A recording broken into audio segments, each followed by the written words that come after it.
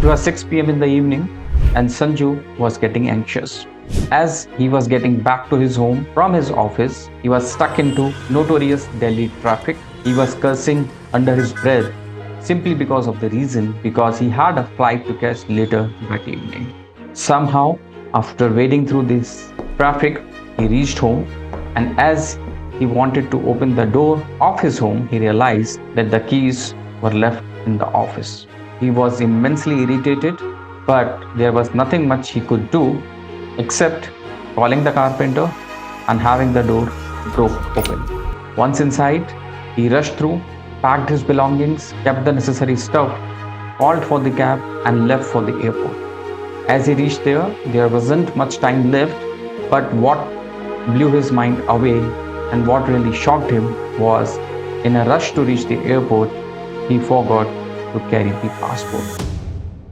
Despite his best attempt, he could not catch the flight. Not only did he miss the important appointment with the client, leading to a monetary loss, but he also had a loss of reputation.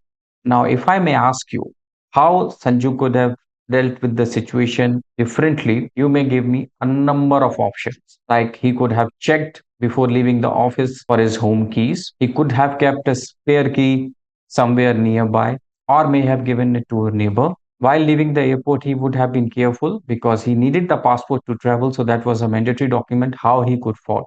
And there could be number of other options which I'm sure each one of us can come up with. However, what is essential to note over here, when we are thinking right now, our state and situation is different from the state and the situation that Sanju was into. The situation is not something out of the world. It's a commonplace situation which most of us have experienced at some point of the time, if not exactly the same, something similar. Why this happens is because when we are under stress, we are into a different kind of a state. In a stress situation, cortisol, which is a stress hormone, it is released inside our system, which clouds our thinking, stops the rational thinking approach, and most of our decisions or the acts in that state are not the right ones, which we will be taking in a neutral situation. And that's why this kind of scenario happens. Now, how to deal with this situation? Let me introduce you to a topic or a term which is known as prospective hindsight, or also better known as pre-mortem. Now, what does this mean?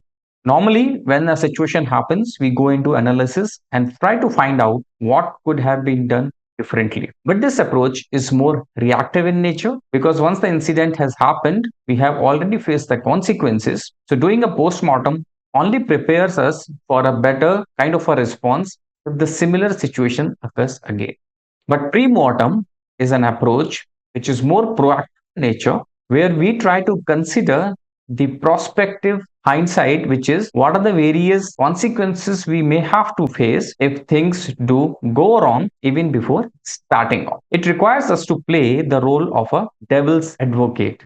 That means considering if things do go wrong, what is it that we can do differently? How we can shield ourselves from the adverse consequences.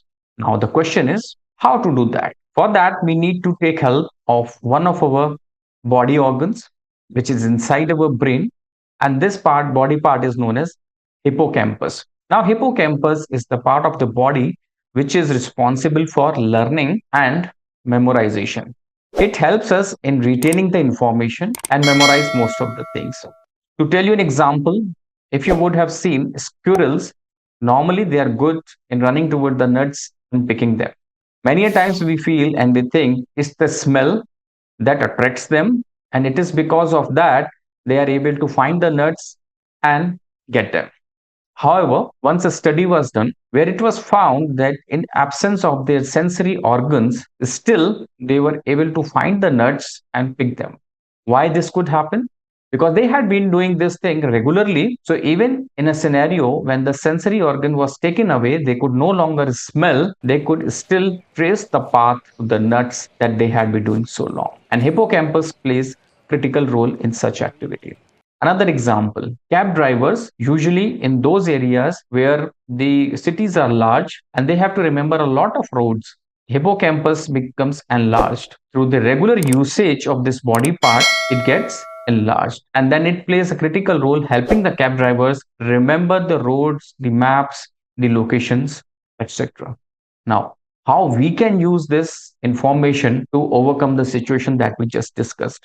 Two ways. Number one is managing and handling the simple issues. So, what are the simple issues? So, for example, many a times we have this tendency to forget the car keys, important documents, or as we discussed in the example of Sanju, the passport. If we designate a space where we keep these things regularly on a normal day in a normal scenario, the chances of us recalling where we have kept those things will be high, because hippocampus is good in remembering things that are more stationary in nature as compared to something which is more dynamic and mobile.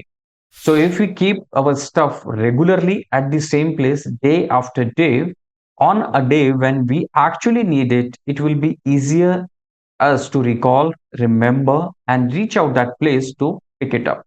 Something similar to squirrels. Now, this is for simpler issues of finding everyday stuff. This can also help us in slightly more complex situations. Now, usually in complex situation, what happens is, as I stated earlier, during stress, our decision making ability is clouded because our ability to think rationally comes down. So, in those situations, either we react emotionally or we end up making hurried decisions. Hurried decisions are those which are not well thought through. So, in complex issues, how this can be used is one, let's consider we are preparing ourselves for an unforeseen emergency like fire breakout. If we know where we have kept the fire extinguisher, if we have done the fire drill a number of times, we would be able to recall the steps to be taken when the situation actually occurs. I'm not asking this should happen, but in eventuality, in emergency, if it does occurs, what are the steps to be followed, where to reach out for the fire extinguisher, and how to douse the fire? These are the steps we will be able to recall relatively easily as compared to a situation where the emergency arrived and we have no clue how to react. Another situation, say we land up into a medical emergency. One of our family members gets ill, we are taking them to hospital, and there doctors gives us some information, ask us to go through some treatment, and we have to take the decision on spot. One scenario, you decide over there, you are not prepared, and then you take some random decision which may or may not work in favor of you. A better way could be, even before the situation arrives, if we have a list of questions, checklist sort of, which may refer to, that will help us in making informed decision. Let's consider an example. Say doctor suggests a certain treatment and we have a checklist ready where we may ask the doctor that what if we go through this treatment, what are the short term repercussions, what are the long term repercussions, what if we don't go through it, if we do go through it, what could be the potential side effects, what are the chances of the treatment working out, can it be delayed, can we take an alternate opinion, can a medication can be taken. So the point is, by asking all these questions which are very much relevant to the context, we will be able to look at the problem holistically and arrive at an informed decision.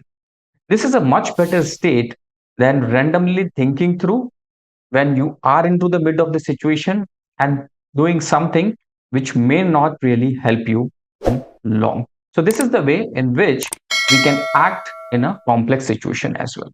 So the idea over here is not to look forward to such situations, but how can we prepare ourselves better by making ourselves more organized so that in case we do land up there, we are able to handle the situation much more effectively in a competent manner.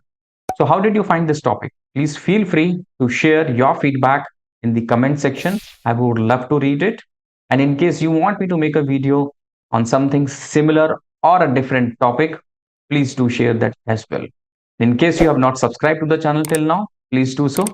I will be back soon with another video on some other topic. Till then, take care and bye bye.